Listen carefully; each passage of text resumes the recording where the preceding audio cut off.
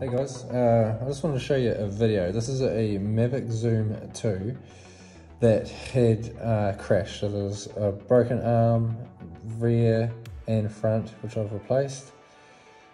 Once doing it, the gimbal was said it had an error on the gimbal, so every time I tried to start it, the gimbal would do its initial startup process and then just go floppy straight away.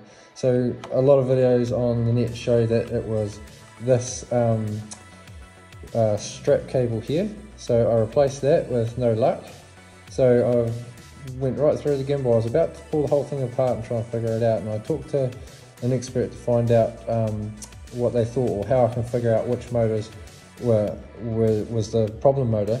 And what I ended up doing was just taking the gimbal off and looking to see which axis was limited. So this one here, you can see the travel, it's actually hitting the stopper right there at the arm.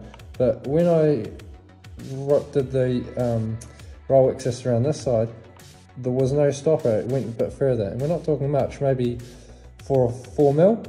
So what I've just done is I've glued a little stopper on there so it limits the travel to only go to there to see if it works.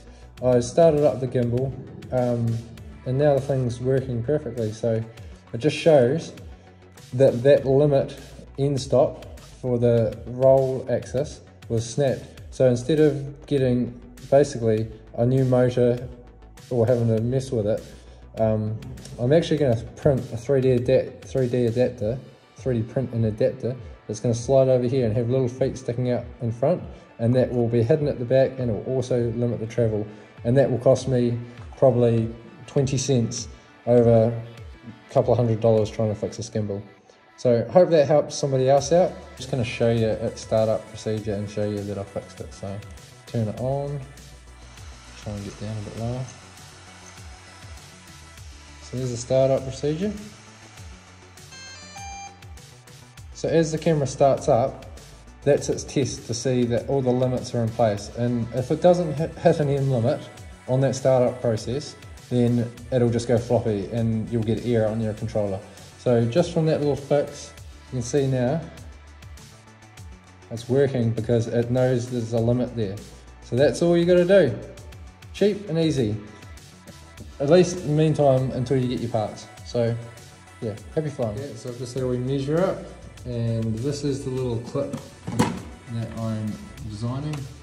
As you can see, nothing much to it, very simple. It's just going to clip over top and at the back, and that axis is going to hit up against here, right here, that face, just to stop it.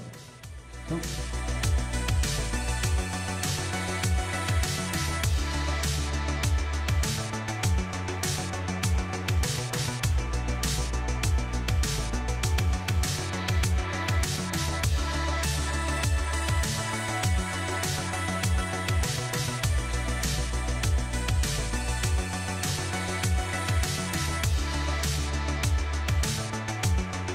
Alright guys, just to show you, this is the final iteration, what I decided on doing. So I just 3D printed them out.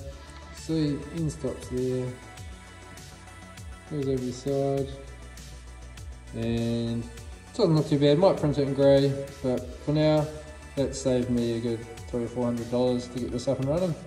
Yeah, so there we go. Thank you.